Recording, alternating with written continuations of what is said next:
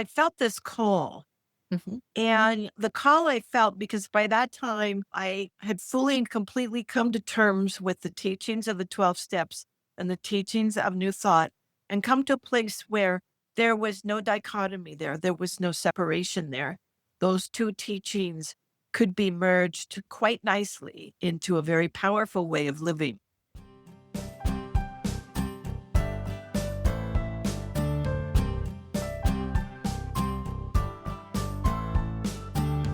Welcome to We Be the Change and this second segment of the series, A Fearlessly Feral Life with Reverend Karen Linsley. Ever hit rock bottom and wondered if your way of thinking may have had a part in what got you there?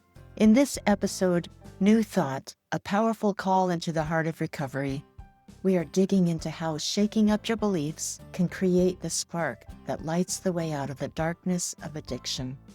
Whether you're clawing your way back, standing with someone who is, or just curious about what a fearlessly feral life can look like, you're in the right place. Let's see what happens when we muster our courage to open up, to consider something new.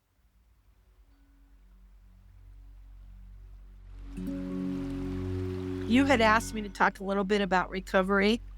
I got into recovery because I had nowhere else to go, basically. My family did an intervention. Back then, interventions were huge. And I got sober in 1986, by the way.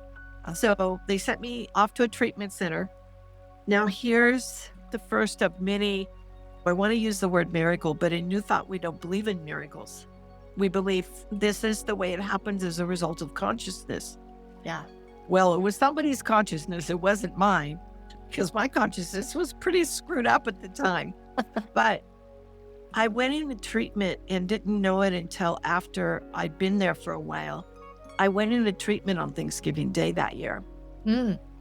And to this day, I get emotional and sometimes teary when I think of that. Mm. And to this day, Thanksgiving Day is my most favorite holiday. I celebrate it by cooking a full-on traditional Thanksgiving turkey dinner and invite all my friends in recovery to join me, especially people that I consider orphans, which are people who, for one reason or another, don't have any family to celebrate with. Yeah. And I said, come on over, sit here. Here's some food. My love language is feeding people food. So I can relate to that. anyway, I got into recovery and I got out, and they immediately sent me off to Alcoholics Anonymous, where I went and still go to this day. And then you can't rely on anyone for anything, including God, because there is no God. So, that was my upbringing. And so I knew where to go. And even though I wasn't interested in churches, here's the deal with Centers for Spiritual Living. We are primarily a teaching order. We teach. That's what we do. We teach. That's what we do. Church is secondary.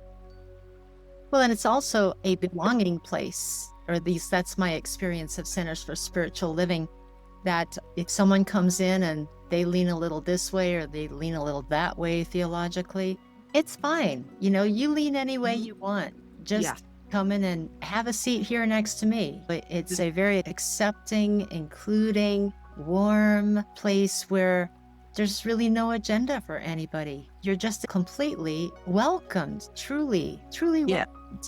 And I like that. Yes. Yeah, that's true. That's true. We are, the expression is open at the top, and that's part of that. Yeah. And inclusive. We are very inclusive. Very, yeah. Which for me emanates outward into life. So anyway, I started taking classes, took every class they offered. The first class I took was a class called Practical Mysticism. And I knew from that first class that I was going to go on to become a practitioner, which is like a licensed spiritual coach. Mm-hmm. And so I did. I became a practitioner. And I want to say that's not a light thing where you kind of just go part-time for a few weeks. How long and how many hours of being in classes and being in a program did it require for you to become a practitioner? 4 years. 4 years. It was 2 years of required prerequisite courses just to get to the 2-year program of study that it takes to become a practitioner. And then some people can do those required classes in a shorter period of time. but I was always working full time. So it took me a little longer. Some people can get all those required courses done in less than 2 years. Yeah. So it was 4 years. I became a practitioner. I was very, very happy. Still going to AA, but starting to apply the principles of New Thought in my life. Although still thinking, okay, I got New Thought over here and it teaches this, and I got the 12 steps over here and it teaches that, and they're kind of separate, but that's okay. I have found a way to make both of them work in my life and to merge them, and I was good with that. And then people started poking at me to go to ministerial school, which I had no interest in, because remember, I don't like church. I don't want to be a minister. But fortunately, in Centers for Spiritual Living, there's other ways to do ministry. And you mentioned it in my intro. Yeah. There's interim ministry, and I do interim ministry work and go in, and I get to do all the stuff I learned as a practitioner, which is grief work and healing work and forgiveness work and all that gnarly stuff that no one likes to do, but they have to do it if the community wants to change their consciousness enough to set themselves up to attract their new forever minister. They've got to heal from that. So I love that work. I love it. It's challenging. It's difficult. They don't want to do it ever. And so it takes time for me to go and start poking at them. So eventually they become willing to do it. Well, you have that capacity. So many of us, we experience horrendous, sometimes horrific things in our lives. And we're like, why? Why did that have to happen? You know? And then at some point further down the line, we realize that when we come up against a big challenge that most people would walk away from, and we have no resistance whatsoever because we're very familiar with it. And energetically, it's not really that bad. You know, it's something that we've seen through, and we actually have gleaned some wisdom that might come in handy. And for someone like you, this is why you went to school. This is why you were prompted to step into a lot of sacrifices to receive this training. And here it is time and time again as an interim minister presenting itself as, okay, well, this is why you learned that. This is why you learned this. I love it that it's so far beyond a classroom. It's your life. And that is actually something that I feel is really valuable with communities like the Centers for Spiritual Living. It's a lot of things, but one of those things is a refueling station for real life, where we not just get through it by the skin of our teeth, but through the teachings, a light is put on in the room where we can say, oh, wow, it's good this really complicated, intense thing is happening. Because otherwise, this other opportunity behind it would never be known. And you as the interim minister, it's almost like sometimes you see a waterfall, and behind the waterfall is this beautiful cavern with treasures and things. You know what I mean? Hey, everybody, look behind the waterfall. There's treasure behind that waterfall. Right. Yeah. Oh, boy. Yeah, that's very cool. Well, I remember years ago, you were speaking somewhere. It might have been the first time I ever heard you. And you had a handout that I still have. It was kind of a brochure on New Thought steps that were like AA principles, but using words that are more palatable to different people. And I thought, wow, what a cool thing, because I'm like you. Some of those words really just didn't ring my bell. I liked the rephrasings that you brought out. So that's really cool. And right there, very practical. Oh, you're a practical person. I can be, yeah. Oh, very sometimes when I have a practical side. Yeah, you do. And did you write a book also? Because I haven't read the book that goes with, but I think I saw it on Amazon that you have a book. Is it called New Thought? It's called The New Thought Journey Through the 12 Steps. And this is my first book. And it popped right out of me as soon as I graduated from ministerial school. And my goal was to create a way that people could get all of the gifts that are so rich from the recovery process, that they were getting stuck on words like God is a he figure, God is an outer figure, or the word powerless, which is huge for people in New Thought, because one of our foundational principles in New Thought is that our thoughts have power. And so if we are manifesting something that isn't to our liking, we need to go within and change our thinking, because that's where it started, where Albert Einstein, it's attributed to him, but then some sources say, nope, he didn't say that. But I like to think he said it, that you cannot change a situation with the same thinking that created it. Yeah. And so that's new thought in a nutshell. Well, there you go. I was going to ask you if you could help us understand more succinctly the concept of new thought, what that encompasses. And there you go. Yeah, it's a whole bunch of stuff. Boiled down, the common denominator is change your thinking to change your life, because your thoughts have power. And the reason they have power is through the other foundational principle we teach called oneness. And oneness says that we are one with God. It is one with us. Now, here's the other thing that I love to expand upon, but I won't now, but because we're on a different topic. But if that's true, if God is everywhere present and we are a part of God and it is a part of us, then that means you and I are connected. That means you and I are connected with everyone in the entire world. Yep. And they are connected with us. That means there's this huge mass human race consciousness that is playing a part in things. And then things tend to get pretty complicated from there. So those are the two basic principles of new thought. The other thing to remember about new thought is that in our teaching, Science of Mind, what we have done is take the basic principles from generations of teachers and wisdom people from science, psychology, philosophy, and religion, all the world's religions. We took out all of that and boiled it down and condensed it into what is today called the Science of Mind teaching.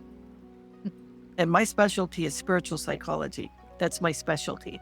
Some people's specialty is all the world's religions and taking them and teaching people how those religions apply through a new thought lens. And because I wasn't raised in that, I never even owned a Bible until I went to ministerial school. I had to buy a Bible to go through school. And I'm like, okay, I'll buy a Bible. And I still don't use my Bible much, but I still have it. And yeah, so that's new thought in a nutshell.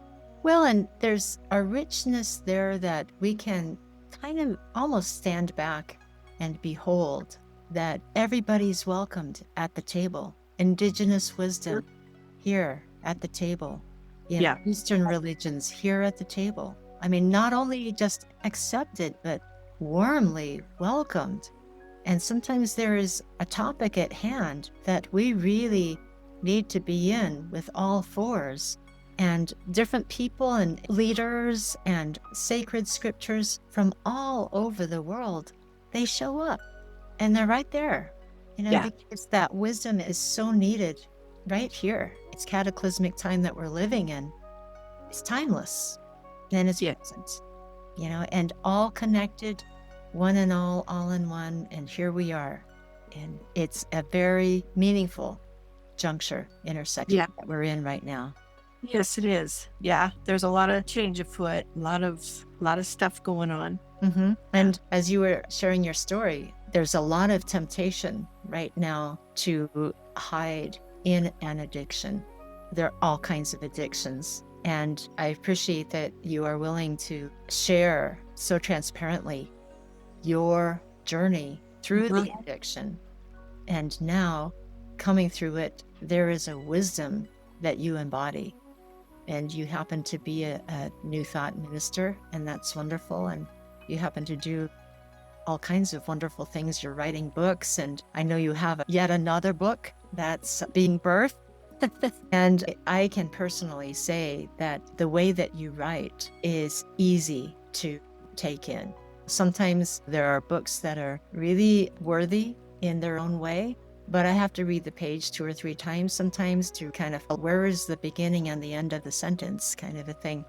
And yours are very down to earth, and yet they've got the multi-layers, and you seem to show up on the pages as a person, which helps me show up as a reader to connect with what you're sharing. And like you just said with the new thought, we're all connected. So to experience that connection through the books, or whether it's a retreat or a presentation, it seems to be why we're here. It's like, we're connected. What a wonderful thing. We're connected. Yes. Yeah. So I'm sorry, I didn't mean to segue. That you were talking about the 12 steps in New Thought. Yes, my first book, what I did was I felt this call. Mm-hmm. And the call I felt, because by that time, upon graduation from ministerial school, I had fully and completely come to terms with the teachings of the 12 steps and the teachings of New Thought, and come to a place where there was no dichotomy there. There was no separation there. So that book popped out of me pretty fast upon graduation from ministerial school. And that brings up 2 points. One, if you are an aspiring author, if you think you have something to say, that's an invitation from a deep part of you. Call it God, call it your soul, call it your intuition, call it whatever you want to call it. Doesn't matter what we call it. It's an invitation. And you're being issued the invitation because there's something valuable there. Mm-hmm. And that is all that is needed to start speaking your word. And I have my own podcast, so I do it through the spoken word. And I speak on a regular basis at Centers for Spiritual Living and Unity churches all over the place. Nice. And I speak, of course, when I'm serving as an interim. But the written word, I write almost every single day. Well, you have a wonderful blog also. Yeah. Mm-hmm. And when I read your blog, I kind of just feel like we're going places together, doing things together. We're eating together sometimes. We're doing something on that blog, yeah. Well, yeah. The articles, well, some people get really activated when they read my stuff because I don't beat around the bush with things. I'm like right there with it. And that's been happening a lot lately, which tells me there is in this world right now a lot of fear swirling around in the world. And when that happens, people are easily activated.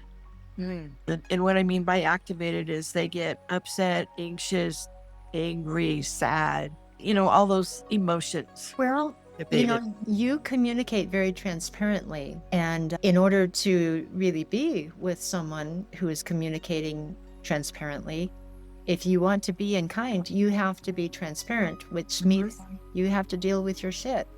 We don't always see that as a positive thing, but it is. Yeah. As long as we don't wallow in it, but it's our path of freedom. Yeah. So, yeah, I'm glad that you're activating people, or your words, your blog, your podcast, your books, etc. Because right now, our society is very reactive right now. Yeah. And if we want to be a helpful influence right now, then we need to have worked through our reactivity in order for us to be grounded and sturdy and steady and to embody the peace that we long for in our world. So kudos. Thanks. Thank you.